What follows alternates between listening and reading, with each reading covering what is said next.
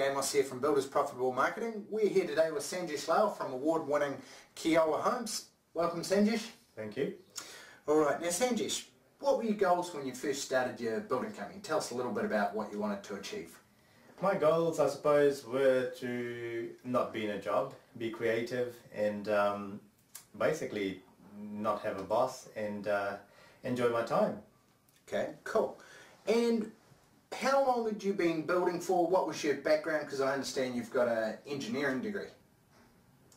I don't actually have a building background per se. I have built a few houses whilst I was working, but from the time I started my business, prior to that I had probably built 2 or 3 houses whilst I was working. Yeah. Okay. And why did you decide to seek help in growing your building company? For business, I suppose you really need to know a lot about business, not just about building. So that was one of the main things, is that there's a lot of things I didn't know as opposed to what I did know. What were your biggest frustrations or your biggest challenges or your main priorities when you sought help in growing your business?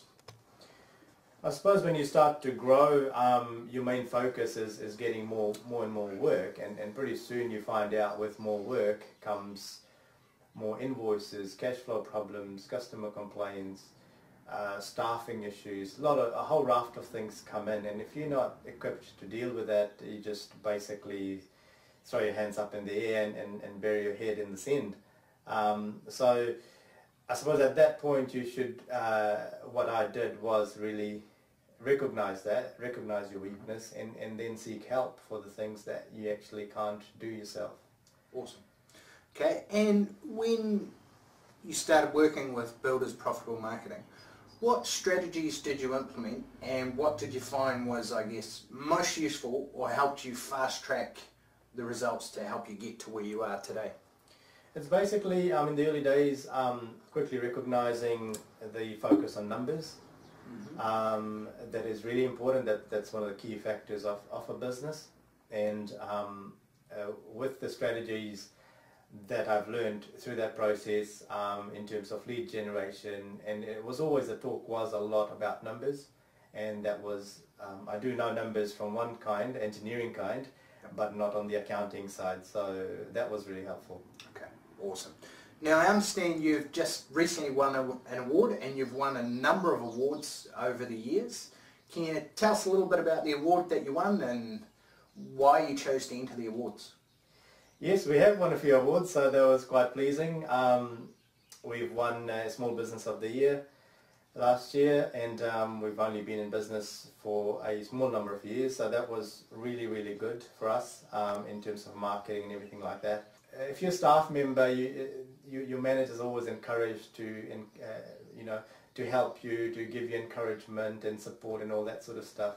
When you're a business owner, you're on your own little island, so you need to, no one really gives you a pat on the back and says well done and all that sort of stuff. So a lot of the times you don't really know whether you're doing good, bad or otherwise. So the bank balance can be one thing, customer satisfaction can be another. There's a raft of things, but I think what the awards process does is benchmarks you against other people, either in the same industry or other small businesses, just things like that, and through that process there's a lot of interrogating questions and things like that which really make you think of what you're doing right or wrong. Okay. One of the things that I'm most interested in working with building companies is what mindset shifts did you have to make to enable you to take your company to the next level?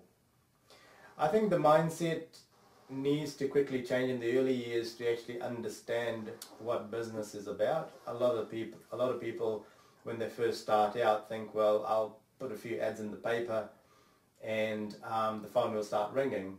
Well, I did the same and put some ads in and sat down and the phone never rang. And you think, okay, well, something's wrong somewhere.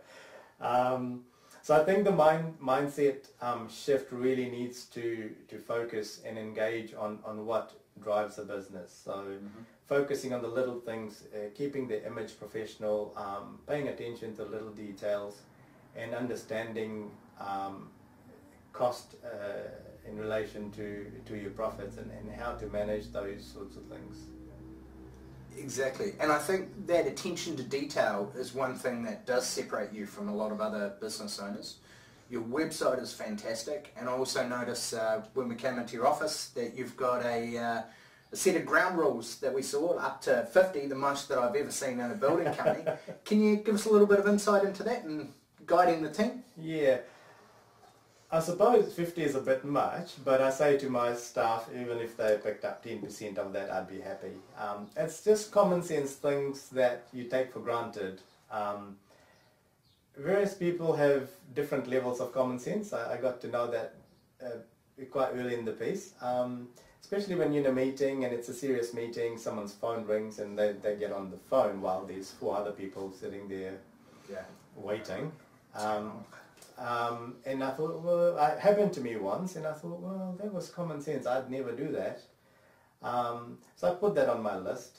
And other things that you slowly pick up where if there's a mistake, no one really knows who was there. People start blaming each other, and so I say, well, sometimes I just take the blame. Okay, if you need someone to blame me. You know, It doesn't have to be someone's fault. Sometimes mistakes just happen. So those ground rules are basically there for people to just, things that you always take for granted that people will do. They just need to read through that every now and again. Treating subcontractors with respect. They've got a role to fulfill. They've got to get food on the table. They've got kids and all that. So it's not always about us and strangling people down till they can't make $1 out of a deal, and then you expect them to perform well. Well, that's not going to happen. So things like that, being courteous to clients. They say clients are always right. Well, mostly. I think, some clients can be a bit difficult, and it's just a matter of recognizing the things that drive other human beings, and no one's ever perfect. It's an ability to recognize those things, and those ground rules are there to recognize a whole lot of things, like, for example, keeping the kitchen tidy. Yeah, I wish we had that in our business. Awesome. So where are you at today in terms of time? How many hours do you sort of do in the business? Because I know a lot of builders work at night pricing, and perhaps they don't have an outhouse or an in-house QS. They price themselves. They're wearing many hats as a business owner. Can you talk to us a little bit about what's the role that you mainly focus on in the business? How do you spend your time? How many jobs are you running? How many guys do you currently have working for you? And then where you see yourself in 3 to 5 years, and where you want to take Keola Homes. Yes, quite a few questions in there. Well, I suppose in terms of hours, I'll start there. A lot of business owners will probably understand this. When I first started, some nights I would have 2 hours of sleep. Not kidding. Some nights would be 3 or 4 hours, and you definitely have to put in the hard yards in. And learn stuff, research and learn. That's what I used to do in the early days. Now my hours are down to a respectable level. We started off in a home office, but we're now sort of just running out of the home in an office environment, which is easier. Work stops at work as much as possible. If they didn't have all the technology, you probably could leave work at home at work, but it doesn't always happen like that. In terms of hours, probably I'd say maybe 50 hours a week. I used to be way more than that. I used to work weekends, which I don't do anymore, and I'm just learning to recognize if clients are calling for weekend meetings and things like that, unless it's absolutely urgent, and my criteria as someone dying. If someone is dying, I'd go and attend that meeting, no worries. 100%. If they're not, then probably not, What impacts that had on the lifestyle, and in particularly your family? Particularly the not working weekends and fewer nights. Well, I'm able to go to my kids' soccer games. I have 2 games on Saturday, things like that, which were quite difficult. You're driving from one end of Auckland to another, especially when you've got a meeting or 2 in between, so it was getting quite difficult. So Weekends are these days are reasonably work-free. The only working thing I might do sometimes is drive around a few sites and so on, just see what the progress has been. So it's a pretty soft work. Okay, happy days. And what's next? Where do you want to take Keola Homes over the next 3 to 5 years? What's your vision? The vision for us is to grow not in terms of numbers but profitability, reduce the stress level. So building the right team to help you do that. Absolutely. People with the right expertise and the right fit for the business. So it's basically, and you obviously heard that, it's not having the right people on the bus. It's basically getting rid of the wrong people off the bus. Yep. Hire slow, fire fast. That's the one. Yeah. So people are very important, and it's not that you're rude or arrogant or whatever it is. It is about business, and you do have that human element to it. But sometimes things just don't work out, and you have to recognize that and shake the person's hand and say, you are a nice guy, but unfortunately you are not the right fit for us at this point in time. And that's really the only way to grow your team. 100%. What have been your 3 biggest takeaways or your 3 biggest lessons in growing your company over the past 6 or 7 years?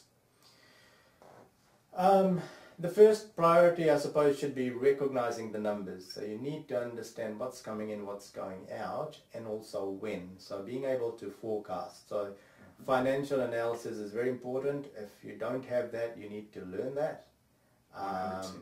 And there are many ways to learn that.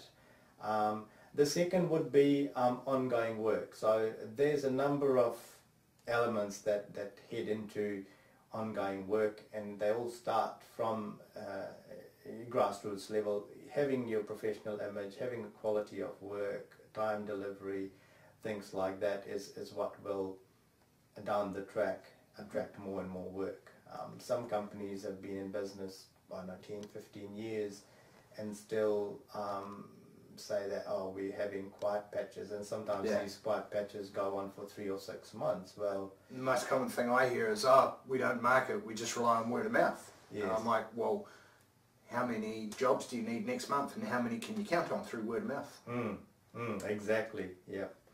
So whilst that's important, and same, we are also getting a lot of work word of mouth, but that when the boom slows down, then that's the time you need to ramp up all your other efforts to do that. So that's basically the two strategies. And the third one is to actually have a really good, solid team. A team that actually believes in you as their leader, a team that can perform, and a team that actually works within the rules. So and you as the leader set those rules and get the team to buy into them and help develop those rules along with you. Absolutely, yeah. If there's no buy-in, it won't work.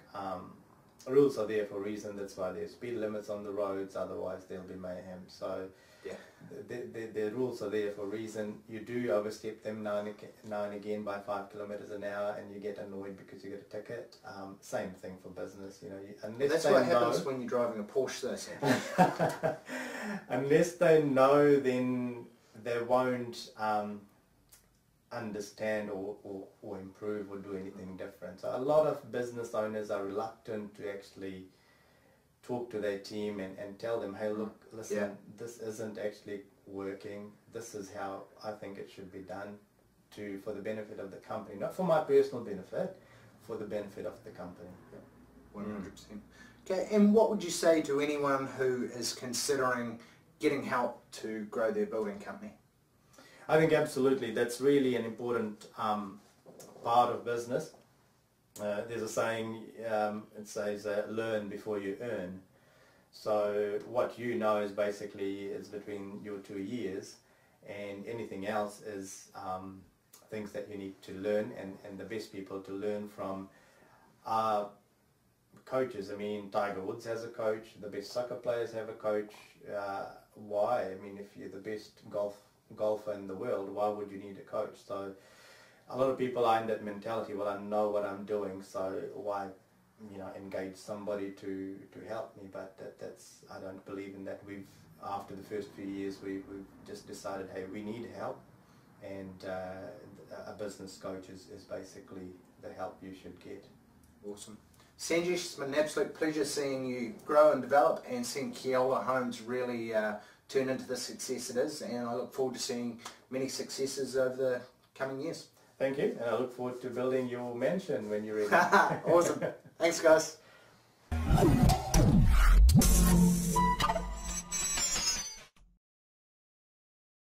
So what are the lessons that we've learnt from Sanjesh's case study?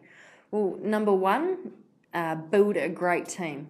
So this will just give you more satisfaction. Also, 20% of your people on average will create 80% of your problems. If you're able to eliminate this, then there'll be far less stress in your business. Number two, get great at one type of work. You should be niching, so it could be leaky homes, villas, new builds.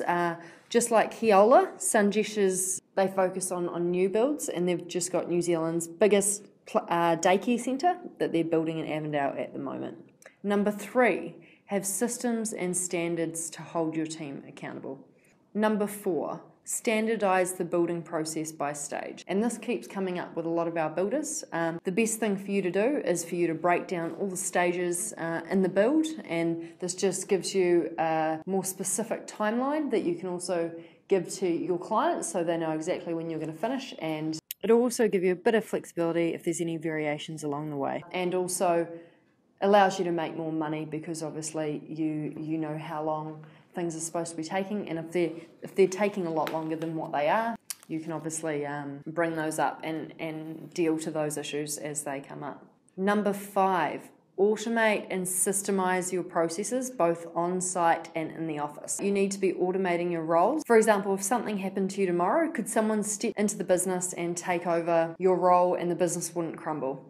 This is also very important when you're looking to the future, and obviously if you want to hire a project manager or an ops manager to take over the business and you kind of step out. Cool, so those are the main 5 lessons learnt from Sanjesh's case study. Thanks for watching.